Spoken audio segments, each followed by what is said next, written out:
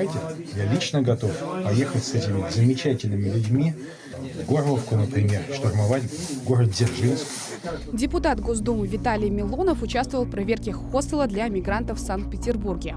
Иностранцев, у которых, по его словам, были проблемы с документами, Милонов пытался уговорить подписать контракт с Минобороны и поехать воевать в Украину. Что-то не хочет ехать на зону СВО, хотя на самом деле, если послушать их жалобы, что жить им негде, денег у них нет, так, пожалуйста, давайте, я лично готов поехать с этими замечательными людьми в Горловку, например, штурмовать город Дзержинск. Люди хорошие, сразу видно. Но что-то никто не хочет. Полицейский наряд на место, как сообщается, вызвал сам российский депутат. С жалобой на мигрантов к нему обратились местные жители. Летом 2024 года глава Следственного комитета РФ Александр Бастрыкин рассказывал, что порядка 10 тысяч мигрантов, получивших российское гражданство, были отправлены на войну против Украины.